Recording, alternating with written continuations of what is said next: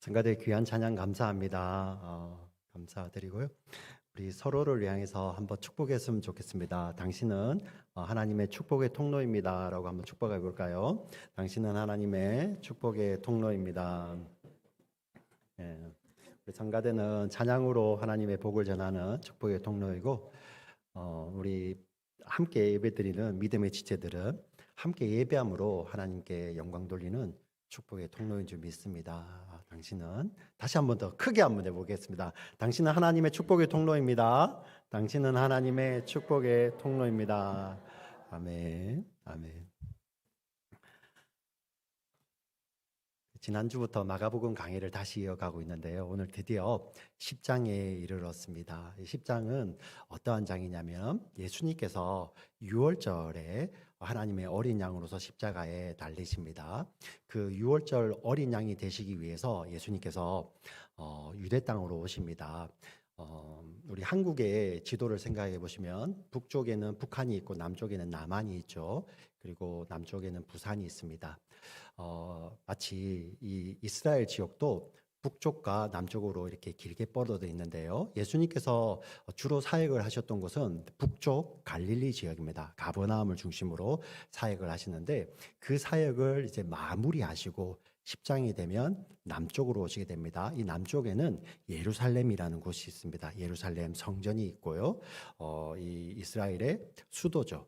그리고 그곳에서 6월절 날 십자가에 죽으시기 위해서 예수님은 이 땅에 오시는데 마가복음은 그 길을 여정으로 예수님께서 걸어가시는 십자가의 길을 하나의 중요한 소재 삼아서 기록하고 있습니다. 오늘 본문에 보니 예수님께서 이제 그 남쪽에 오셔서 유대와 유대 동쪽 동편에 요단강이 있습니다. 요단강 동편에 가서 사역을 하시는데 예수님께서 전례처럼 가르치셨더라라고 표현을 합니다. 어떤 의미냐면 마가복음 전체를 쭉 읽어오시면 예수님께서는 가르치셨는데 무엇을 가르치신다면 마가복음이 이렇게 딱 정리를 하고 있어요. 하나님 나라를 전하시고 하나님 나라의 복음을 전하셨다라고 마가복음을 이야기하고 있습니다. 예수님께서 십자가를 앞두시고도 여전히 하나님 나라와 복음에 대해서 말씀하고 계시는 것입니다. 그럼 제가 여기서 한번 질문해 보겠습니다. 이 자리에 앉아 계신 분들은 하나님 나라 하면 어떤 생각이 드세요? 성가대 답을 한번 해볼까요?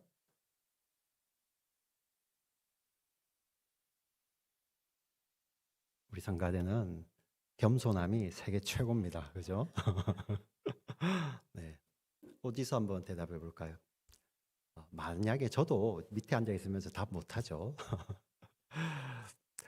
우리는 하나님 나라 하면 예수님을 믿음으로 가는 나라, 장차 이 땅에 임할 지금은 눈에 보이지 않지만 가시적으로 임할 장차 임할 그 하나님의 다스리는 나라도 하나님 나라라고 표현을 하지만 동시에 여전히 이 땅 가운데 악이 가득하지만 어려움이 가득하지만 하나님을 믿는 믿음의 사람들을 통하여서 하나님은 지금 이 땅을 다스리고 계세요. 그것도 또 하나님 나라라고 표현을 합니다. 우리는 이 하나님 나라면 이런 개념이 분명합니다. 그런데 예수님 당시에 이 유대인들에게는 하나님 나라의 개념이 사실 그렇지 않았습니다. 예수님은 계속 이 하나님 나라를 가르치셨는데 유대인들이 그게 깨어지지가 않는 거예요. 심지어 제자들마저도 예수님과 3년을 같이 다니셨던 그 제자들마저도 이 하나님 나라의 개념이 바뀌지가 않았어요. 그래서 예수님께서 죽으시고 부활하신 후에 이제 하나님 나라에 올라가기 얼마 전에까지도 제자들은 그런데 우리 유대의 이 나라는 언제 임합니까? 그 하나님 나라. 왜냐하면 이 유대인들에게 하나님 나라라는 것은 가시적으로 구약에 예언되었던 다윗의 자손이 그 땅에 나라를 세우는 거예요. 강한 나라, 로마를 이기고 세계 가운데서 가장 으뜸이 되는. 그래야 예루살렘 성전이 이 온 세계가 아니라 이 유대인들의 사고에서는 온 우주의 중심이 되는 그러한 나라를 꿈꾸고 있는 거예요. 그 당시 사람들도 하나님 나라를 이야기할 때 그런 생각이 들었겠지만 제자들도 그런 생각이 있었습니다. 물리적으로 임하는 하나님 나라. 그래서 우리 제자들의 행동이 이해가 가잖아요. 8장부터 이제 제가 아까 말씀드린 대로 예수님은 십자가에 지시기 위해서 길을 쭉 내려오시는데 그 길에서 예수님은 나는 이제 올라가면 예루살렘에 올라가면 종교 지도자들 대제사장, 장로들, 서기관들로부터 고난을 받아서 나는 죽고 부활할 것이다. 죽임을 당할 것이다. 고난을 당하고 죽임을 당한다고 예수님 말씀하시는데 그때마다 제자들이 했던 게 무엇이었습니까? 누가 크냐고 싸웠죠. 그죠? 이제 누가 크냐고. 이들은 예수님이 가르치신 하나님 나라의 개념이 없는 거예요. 가게 되면 예수님께서 이렇게 정말 높임을 받으실 때 거기에 내가 어느 자리에 서는가 중요하죠. 왜 그랬을까요? 그때 사람들이 그런 이야기를 하는 걸 들리거든요. 느낌이 오지 않습니까? 예, 예수님 하나님 나라를 가르치시는데 그 모여 있는 사람들은 이 땅에 임할 가시적인 나라, 그런 나라에 대해서 기다리고 있는 사람들을 보니까 제자들은 이제 자리를 차지해야 되는 것입니다. 그게 이 10장에 이어지는데요. 그때 또 더 제자들보다 더 마음이 조급한 사람들이 있었어요. 사실 예수님이 사역을 시작하기 전에 심지어 침례 요한이 사역을 시작하기 전에 그 하나님 나라가 임할 때 거기서 주도권을 쥐고 있었던 종교 지도자들이 있습니다. 우리 성경에 보면 바리새인들이라고 나오기도 하고요. 사두개인들도 나옵니다. 이들은 이제 큰일 난 거예요. 이제 모든 주도권이 이제 예수님에게 넘어가기 시작한 것이죠. 그래서 예수님께서 하나님 나라의 가르치면 가르칠수록 바리새인들은 자기가 가지고 있는 무기가 있었어요. 구약 성경, 그 율법을 가지고 와서 예수님을 공격하기 시작합니다. 그게 오늘 1절, 2절 말씀입니다. 제가 드린 설명을 바탕으로 다시 한번 1절의 말씀을 읽어보겠습니다. 같이 읽겠습니다. 시작. 예수께서 거기서 떠나 유대 지경과 요단강 건너편으로 가시니 무리가 다시 모여들거늘 예수께서 다시 전례대로 가르치시더니 바리새인들이 예수께 나와 그를 시험하여 묻되 사람이 아내를 버리는 것이 옳으니이까. 네. 이 바리새인들이 나와서 예수님께 질문을 하는데 그 질문의 의도를 시험이라고 하죠. 예수님이 잘 알고 있나 테스트해 보자가 아니라 여기 나오는 시험은 덫이에요. 덫. 트랩을 놓는 것입니다. 트랩. 지금 어떤 시험을 하냐면은 남자가 결혼을 해서 한 여인을 버리게 되면 그게 옳습니까? 라고 예수님께 물어봅니다. 사실 이게 왜 트랩이 되냐면은 지금 이 지역이 어디냐면 유대와 요단강 동편입니다. 우리 마가복음을 주의 깊게 읽어보시면 예수님 오시기 전에 누가 거기서 먼저 사역을 했냐면 침례 요한이 그곳에서 사역을 했습니다. 오랜 시간 사역을 했어요.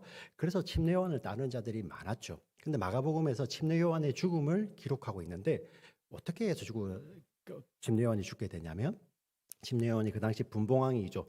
헤롯 안디바스가 자기의 아내를 버리고 살아있는 자기 이복 동생의 아내를 취합니다. 헤로디아를 취하게 되죠. 그런데 그것을 침례 요한이 이렇게 지적을 합니다. 그 이야기를 계속하다가 결국 침례 요한은 목이 잘려서 죽게 되는데요. 그런 헤롯 안디바의 그 아내를 버리고 자기 살아있는 이복 동생의 아내를 취한 것을 그 죄를 지적하다가 죽임을 당하게 됩니다. 그때 이 이야기를 물어보는 거예요. 만약에 이 헤롯 안디바를 의식해서 그래도 돼 이러면 헤롯 안디바한테는 별로 시험이 안 되겠죠. 그래. 근데 문제는 무엇입니까? 이 지역이 어떤 지역이었다고요? 요단 동편과 유대 지역이죠. 그 침례 요한을 따랐던 무리들이 여전히 침례 요한을 하나님의 선지자로 생각하고 있고 심지어 예수님 사역하셨을 때 수많은 사람들이 저는 죽었던 침례 요한이 다시 살아났다라고 평가를 받으시는 예수님이잖아요. 만약에 그걸 해도 돼 이러면은 누구를 저버리는 것입니까? 그 수많은 침례 요한을 따르는 사람들을 저버리게 되는 것이죠. 그리고 예수님의 가르침하고도 맞지 않잖아요. 이거는 완전히 트랩입니다. 만약에 예수님께서 그 바리새인들이요, 그 당시 시대상을 바라보며 이 남성 우위의 세상 가운데서 그냥 마치 소유물처럼 버려지는 그 여인에 대한 안타까움으로 예수님 앞에 이 질문을 했다면 예수님이 그들을 칭찬하셨을 거예요. 그래, 너희들이 진짜 정말 아는구나 하고 칭찬하셨을 것인데 그게 아니기 때문에 너무나도 잘 알기 때문에 예수님이 이렇게 말씀을 하십니다. 예수님을 지금 공격하려고, 덫에 놓으려고 온 거예요. 그러면 너희들이 그 지금 갖고 있는 그 모세 오경, 모세는 도대체 뭐라고 했느냐라고 예수님 질문하시죠. 자, 그러자 그들은 자신 있게 이렇게 대답을 합니다. 3절, 4절 같이 읽어보겠습니다. 같이 읽습니다. 시작. 대답하여 이르시되 모세가 어떻게 너희에게 명하였느냐 이르시되 모세는 이혼 증서를 써주어 버리기를 허락하였나이다. 모세는 이혼 증서를 써주어 버려도 된다. 아주 정말 어떻게 이런 말을 정말 이렇게 인격을 가진 사람이 이렇게 할 수 있는지 모르겠습니다. 근데 그 당시 시대, 그 당시 세계관이, 그 당시 그들의 가치관이 그랬습니다. 신명기 24장에 이렇게 나와 있습니다. 신명기 24장 1절 말씀을 같이 읽겠습니다. 시작. 사람이 아내를 맞이하여 데려온 후에 그에게 수치되는 일이 있음을 발견하고 그를 기뻐하지 아니하면 이혼 증서를 써서 그의 손에 주고 그를 자기 집에서 내보낼 것이요. 모세가 이렇게 기록하였습니다. 근데 이 모세가 이 당시 기록할 때 그 당시 세상의 가치관이 어땠었냐면요. 여성은 소유물이었습니다.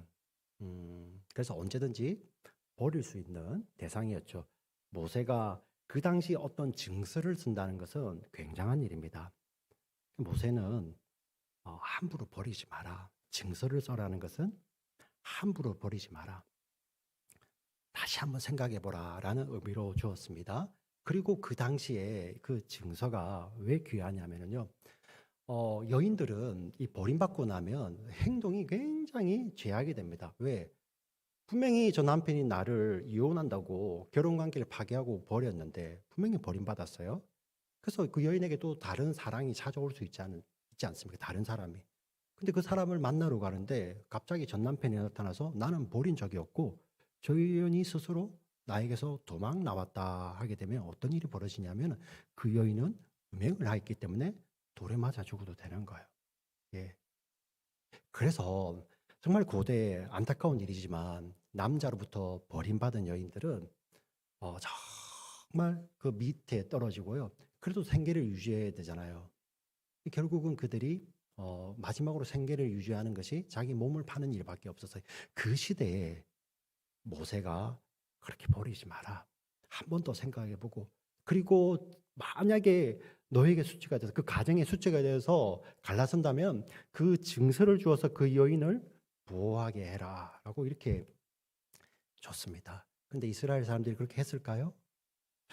말라기 우리 구약 성경 맨 마지막에 보면 하나님께서 그 말라기 선지자를 통해 이스라엘 사람들에게 경고하십니다. 네가 다른 사람이 눈에 든다고 해서 그 증서를 막 남발하는 거예요. 예.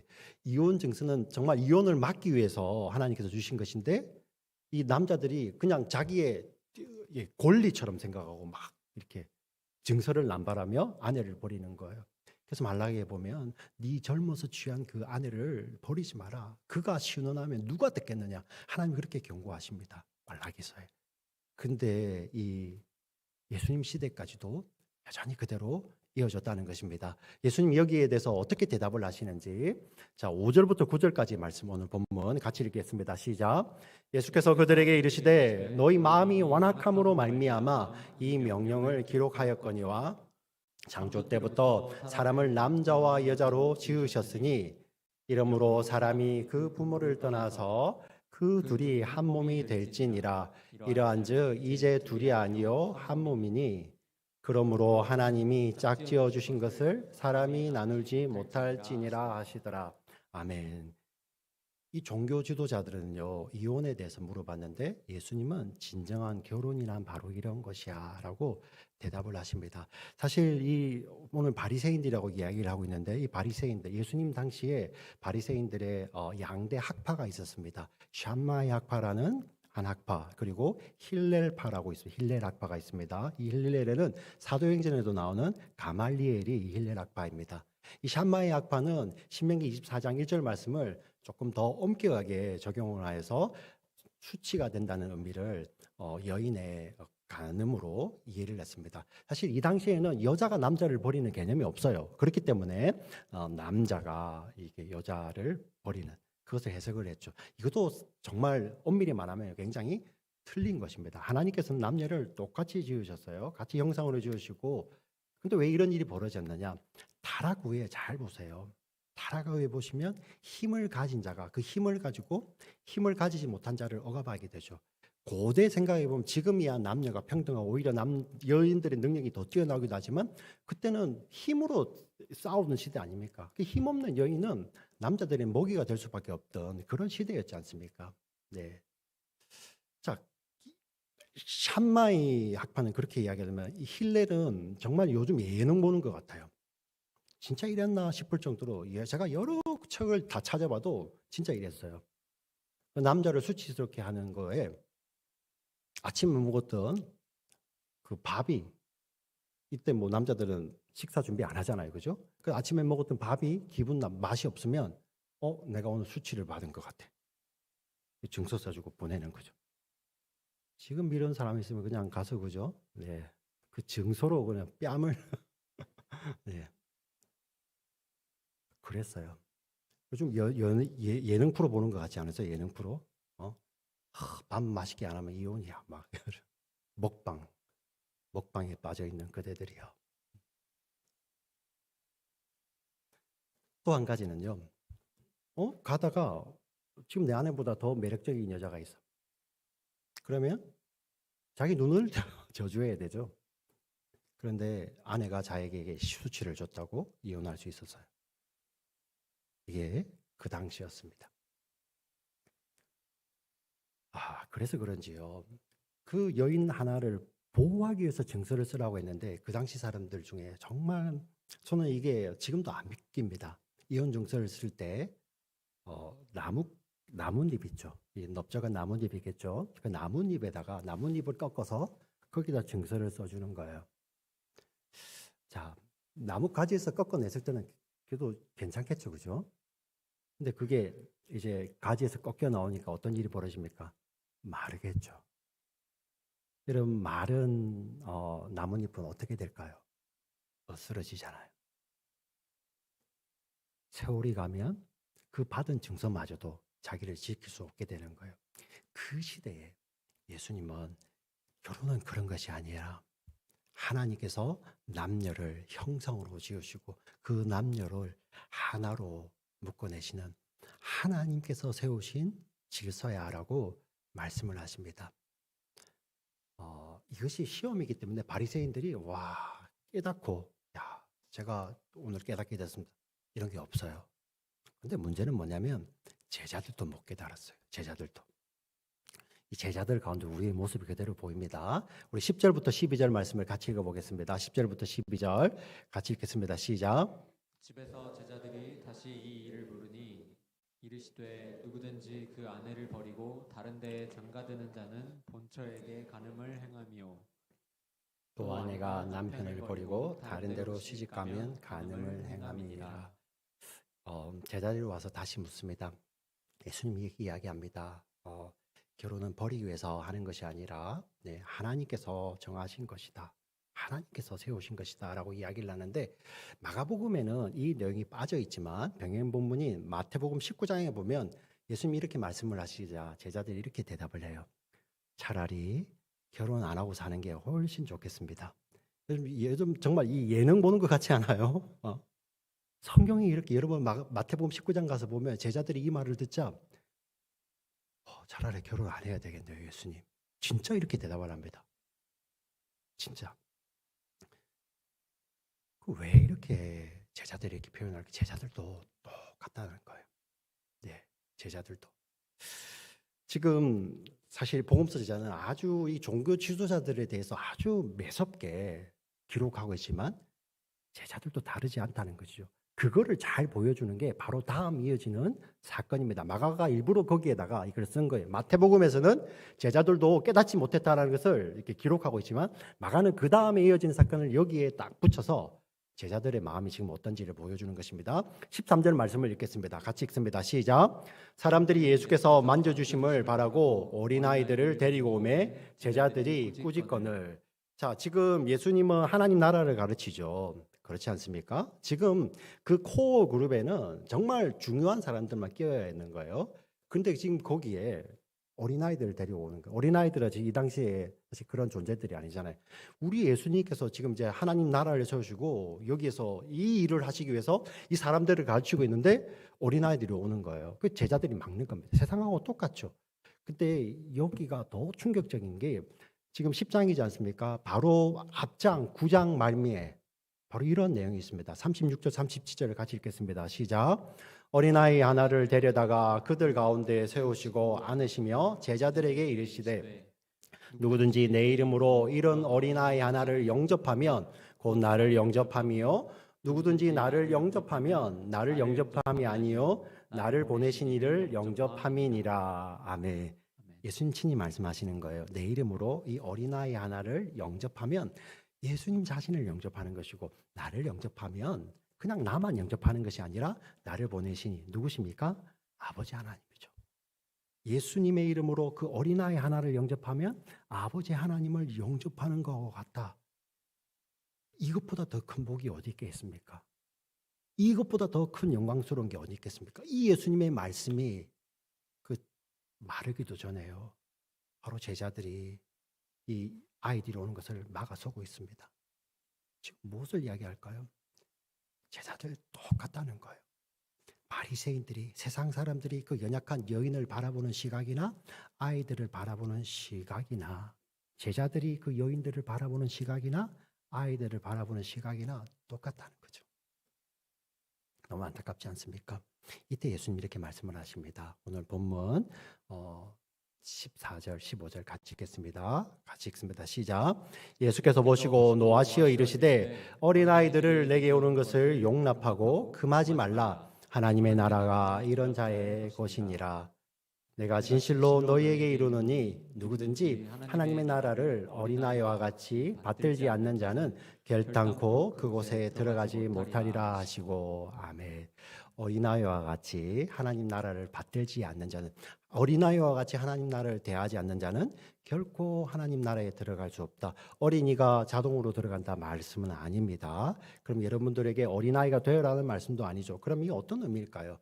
여러 가지 의미가 있을 수 있겠지만 그중에서 우리 어린아이들을 한번 생각해 보면, 특별히 우리 사람의 우리 자녀들 태어났을 때 얼마나 귀엽습니까? 네. 근데 그 어린아이들이 스스로 자기의 목숨을 유지하려면, 스스로 살아나려면 얼마나 갈까요? 지난주 중에 뉴스 중에 정말 안타까운 일이 있더라고요. 그 엄마가 20대 엄마가 2살짜리 아이를 집에 두고 3일 뒤에 돌아오니까 아이가 세상을 떠났죠. 2살입니다. 2살. 2살 되면 자기 말도 할 줄 알아요. 여러분도 그렇게 말씀하셨어요. 예. 1살 되면 아빠, 엄마 정도는 하죠. 그죠? 2살 되면 또박또박 말대꾸까지 합니다. 아이들이요. 근데 자기 목숨, 자기 건사를 못합니다. 갓난아기들 말할 거 없죠? 언제쯤 돼야지 스스로 찾아 먹고 자기 생계를 꾸려갈까요? 지금 드리고 싶은 말씀은, 어린아이들은 스스로 생명을 취할 수가 없어요. 하나님 나라가 바로 그런 곳입니다. 우리 힘으로는, 우리 스스로는 하나님 나라 들어갈 수 없어요. 스스로는 영원한 생명을 얻을 수도 없고 이룰 수도 없고 취할 수도 없다는 것을 예수님이 말씀해 주시죠. 근데 복음이 무엇입니까? 십자가는, 세상은요, 그런 스스로 자기 목숨을 건사하지 못하는 버림받은 여인, 그 어린아이들 향해서 세상은 어떻게 바라본다고요? 첩벌이죠. 근데 하나님 나라는 어떤 것입니까? 그 어린아이와 같은 자를 위해서 예수님께서 자기의 생명을 내어주시는 거예요. 예수님께서 이 땅에 오셔서 십자가를 지신 이유가 그 자들을 위해서죠. 근데 더 놀라운 게요, 우리가 다 어린아이와 같은 자들입니다. 예수님 말씀대로. 근데 우리가 몰라요. 그 전에 전혀 모릅니다. 이 자리에 계신 목사도 마찬가지고 우리 안수 집사님들, 권사님들 계시는데 내가 하나님 나라 영원한 생명은 내 스스로 얻을 수 없지, 저는 마음이 스스로 가난해져서 예수님 앞에 나가지 않습니다. 아무도 그런 자가 없어요. 제자들도 마찬가지입니다. 그런데 예수님께서 이 땅에 오셔서 그 십자가를 지신 주님이, 그 피 흘리신 예수님이 찾아오실 때, 내가 정말 그 어린아이와 같은 자구나. 내 힘으로, 내 스스로는 하나님 나라에 들어갈 수 없는 자들이구나. 그렇게 깨닫게 되는 거예요. 그게 복음입니다. 그게 복음. 지금 예수님은 이 복음을 이야기하고 계시는 것이죠.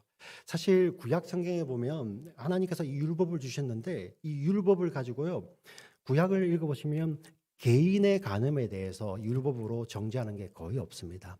그런데 창세기 이후부터 말라기까지 계속해서 하나님께서 선지자를 보내시면서 이렇게 말씀을 하십니다. 하나님의 백성들 향하여 우리는 율법이 있어. 우리는 하나님의 백성이야. 우리는 유대인이야 하는 그 자들을 향하여서 하나님 계속 경고하십니다. 너희가 지금 행음하고 있다. 너희가 지금 간음하고 있다. 오늘 하나님 우리가 언제요? 하나님 이렇게 말씀을 하십니다. 내가 너의 신랑이고 너희는 나의 신부인데 너희가 물리적으로 간음하지 않지만 신랑 대신 이 하나님을 대신하여 세상에 기웃거리는 거죠. 이 세상에 기웃거리는 것을 우상숭배라고 합니다. 잘못 이해하시면 뭐 절에 가는 거 아니면 뭐 이런 다른 종교를 가진 거 그거는 좁은 의미의 우상숭배예요. 넓은 의미의 정말 성경이 이렇게 정의하는 우상숭배는 하나님 외에 다른 것을 더 의지하는 거예요. 가치관의 문제입니다. 하나님 중심의 삶이 아니라 그 하나님이 계셔야 될 그 자리에 내가 있고 내가 원하는 것이 있는 것을 그것을 우상숭배라고 합니다. 하나님은 계속 그것을 경고하십니다. 네. 근데 여러분 율법대로라면요. 그 우상숭배는 그 음행하는 자를 어떻게 할 수 있습니까? 증서를 내어서 쫓아버릴 수도 있고요. 그 행음하는 그 자리에서 돌을 들어서 그를 칠 수도 있는 것입니다. 그게 바로 율법이에요. 근데 놀라운 것은 율법대로라면 여기 누가 우리가 이 중에서 누가 하나님 나라를 들어갈 수 있을까요? 목사는 갈 수 있습니까? 신학교 가면 목회자 되면 갈 수 있습니까? 안수 집사님들 안수 받으시면 갈 수 있나요? 권사님들은요? 아무도 없다는 거예요. 근데 하나님이 이 땅에 오십니다. 네. 율법의 요구대로라면 버림받아야 되고 돌로 맞아 죽어야 될 그 신부를 찾으러 이 땅에 오셔서 그를 위해서 대신 죽으시는 것이 바로 십자가입니다. 그리고 그 십자가에서 로마서에 보면 모든 율법의 요구를 다 도말하셨다라고 표현합니다.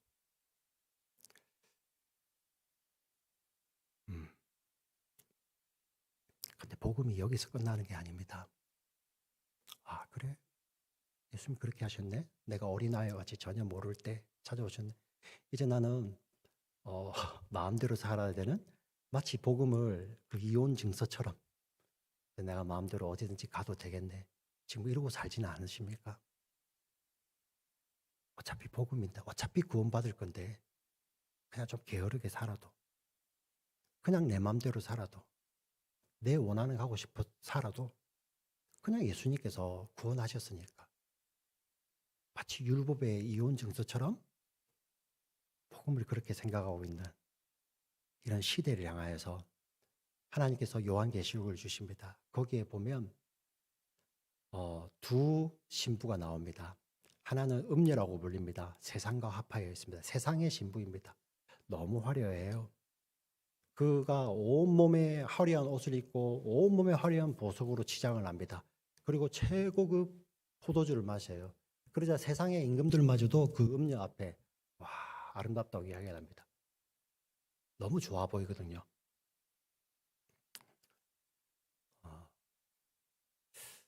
세상의 모습입니다. 근데 또 하나의 신부가 등장을 합니다. 흰 옷을 입고 있습니다. 그 흰 옷의 정체를 요한계시록 7장에서 이렇게 이야기합니다. 어린 양의 피에 씻은 옷이라고 이야기를 합니다. 그리고 14장에 가면 그 어린 양이 어디로 가든지 그 어린 양을 따라간다고 이야기를 합니다.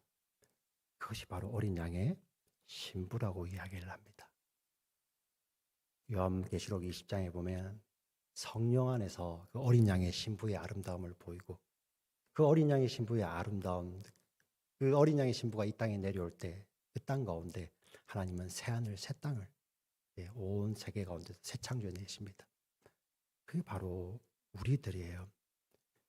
예전에는 복음을 깨닫지 못했을 때는 세상의 화려함, 세상의 가치관이 멋있지 않습니까? 요즘 예능 왜 그렇게 좋아하세요? 먹방 왜 이렇게 좋아하세요? 좋아 보이잖아요. 그게 여러분들 그 음료의 화려함 때 세상 사람들이 예, 그게 여러분 그게 상징적인 거예요. 요즘 시대에 일어나는 것입니다. 세상의 가치관을 쫓아가는 그 모습이 더 멋있어 보이잖아요. 근데 성경은 분명히 이야기합니다.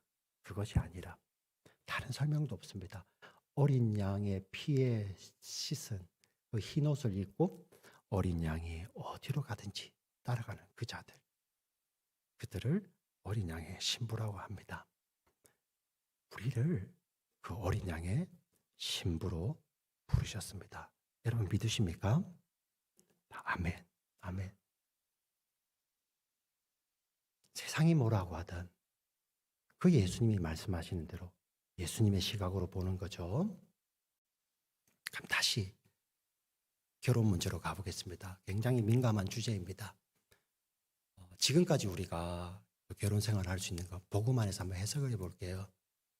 바로 예수님의 시각으로 보겠습니다. 여러분, 예수님께서 너희가 완악하다고 표현을 하죠. 완악하다는 표현이 뭐냐면 악하다라는 말에 더해서 고집까지 세다는 거예요. 악하면서 고집도 센, 잘 바뀌지 않는다는 거죠. 복음이 우리를 바꿔놓잖아요. 시각이 바뀌게 됩니다. 아, 나같이 완악한 자를 위해서 하나님께서 정말 나보다 더 인내심이 강한 자를 내 배우자로 주셨구나. 내 아내로, 내 남편으로 주셨구나. 내 아내로 하나님께서 주셨구나. 믿음의 남자들 아멘 하실까요? 아멘. 네. 또 우리가 살다 보면 또 상황 따라서 때로는 나의 가운데 인내가 있기도 하죠. 근데 복음 안에서 그게 또 보이는 거예요. 아, 나는 완악한데 하나님께서 붙들어 주셨구나. 하나님께서. 그래서 우리 가정이 유지가 되는 거죠. 물론 우리가 너무나도 다양한 환경, 막 물리적으로 아니면 정신적으로 어뷰즈하는 그런 배우자를 만나게 되면 그런 결혼 관계를 이렇게 이어가기 힘들 때도 있죠. 그러나 그때도 또 이미 또 그런 것을 아픔을 경험한다 할지라도 그때 우리 예수님의 시각은 무엇입니까? 네. 사실 우리가 미우니까 그때는 미우니까 미운 마음 들 수 있지만 정말 하나님의 긍휼, 하나님의 은혜, 하나님 내 눈에 하나님 눈에 저를 불쌍히 여겨 주시옵소서. 예, 하나님 긍휼을 베풀어 주시옵소서. 그렇게 우리가 배우자를 바라보고 그래서 심지어 정말 그 결혼에 아픔을 겪으신 분들조차도 그 예수님의 시각 때문에 다시 일어날 수 있는 것이죠. 네. 말씀을 정리하겠습니다. 네. 이 말씀 그냥 이혼에 관한 말씀이야? 뭐 그러니까 당당하게 정말 당당하게 나는 안 했으니까 하고 남을 정죄하는 말씀 복음이 아닌 거예요. 예. 오 이렇게 됐으니까 오 아내가 나에게 남편이 나에게 이렇게 실수를 했네. 오 난 언제든지 떠나도 되네. 허간해 복음이 아닌 것입니다. 네. 세상은 그렇게 해석할 수 있겠지만 복음은 무엇입니까? 연약한 우리를 먼저 찾아오신 그 신랑 되신 예수님 때문에 예수님이 어디로 가든지 그 길을 가며 예수님의 눈으로 다른 사람을 바라보는 것이죠. 우리가 완벽한 사람이 된다는 말씀이 절대 아닙니다. 우리의 연약함을 알고 부족함을 알고 우리의 힘으로는 영생을 얻을 수 없는 그런 어린아이 같은 자가 바로 예수님께 이 모든 것을 해석을 맡겨드리며 주님 나를 불쌍히 여겨 주시옵소서. 당신의 눈으로 내 배우자를, 내 남편을, 내 아내를, 내 자녀들을, 내 부모를, 내 주변의 형제 자매를 바라보기를 원합니다. 그렇게 어린아이와 같이 예수님께 기도할 때 예수님 그곳에서 역사하지 아니하십니까? 예수님 뭐 하신다고? 그때 가장 기뻐하는 거죠. 마치 어린 양이 어디로 가든지 그 뒤를 따르는 어린 양이 어디로 가든지 어린 양이 계시면 따라가서 예수님 보시는 것을 예수님 바라보신 것을 함께 바라보며 세상을 해석해 나가며 우리의 모든 삶을 주님께 드리는 우리 모두가 되시기를 주의 이름으로 부탁을 드리고 축원합니다. 아멘. 살아서 역사하시는 하나님 아버지 감사합니다. 참 어려운 말씀입니다.